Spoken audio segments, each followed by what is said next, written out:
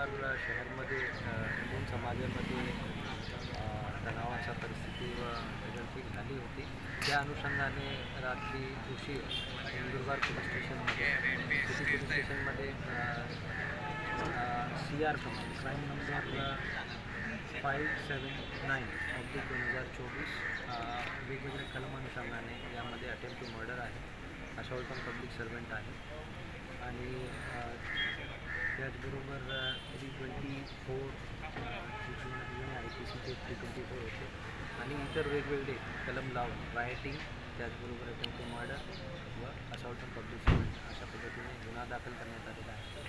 यामध्ये एकूण 55 आरोपी आता पावेतो पोलिसांच्या ताब्यात आणि अटक आहे। 54 आरोपी ज्यांचे नाव निष्पन्न आहे ते सध्या फरार आहेत। या व्यतिरिक्त पोलिसांकडे आणि वेगवेगळ्या माध्यमातून जे CCTV फुटेज व मोबाईल क्लिप्स भेटलेले आहेत त्यांची ॲनालिसिस करून या सर्व प्रकरणामध्ये जे दोषी आहेत त्या सर्वांचे नाव निष्पन्न करून त्यांना आरोपी करण्यात येईल आणि त्यामध्ये त्यांचे सर्वांचे विरुद्ध कडक कारवाई करण्यात येईल। सध्या जे आज आरोपी अटक आहे त्यांना माननीय न्यायालयासमोर हजर करण्याची आता आमची प्रक्रिया सुरू आहे। सर, काही दुसरं एकूण 21 पोलीस अंमलदार व होमगार्ड वेगवेगळी दुखापतीने इंजर्ड आहे, गंभीर नाही आहे। त्या व्यतिरिक्त 2 खाजगी इतर विभागाचे जे खाजगी अंमलदार आहेत ते इंजर्ड आहेत। काही सिव्हिल कंप्लेंट अजून आलेली नाही आहे, आली तर आम्ही त्यांच्यावर लगेच दखल घेऊन त्यांच्यावर कायदेशीर कारवाई करू। जी परिस्थिती होती त्यावर काल संध्याकाळी 6 वाजेपासून तो एक कंट्रोलमध्ये आणण्यात आलेला होता आणि रात्रीपासून आमचा बंदोबस्त लागलेलाच आहे आणि आतासुद्धा बंदोबस्त आहे।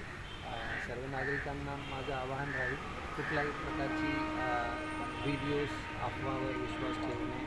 मोबाईल क्लिप्सवर छोटे क्लिप्स तयार करून वेगवेगळी अफवा पसरवण्याचा किंवा गैरसमज समाजामध्ये पसरवण्याचा काम काही समाजकंटकांकडून होऊ शकतो। त्यातून आपल्याला स्वतःला आपण बली पडू नये आणि अशी जर काही व्हिडिओ आपल्या समोर आली तर कृपया पोलीस नियंत्रण कक्ष किंवा संबंधित पोलीस स्टेशनचे जे अधिकारी अंमलदार आहेत त्यांना पाठवावे। पोलीस बंदोबस्त अनुषंगाने SRPFची आमची जी एक कंपनी आहे ते पोलीस नंदुरबार सिटीमध्ये तैनात आहे आणि सर्व पोलीस नंदुरबार जिल्ह्याची जे पोलीस दल आहे त्यामधला मोठा बंदोबस्त नंदुरबार शहरामध्ये तैनात आहे आणि पोलीस विभाग सुसज्ज आहे आणि शहरामध्ये शांती ठेवण्यासाठी आम्ही तत्पर आहे।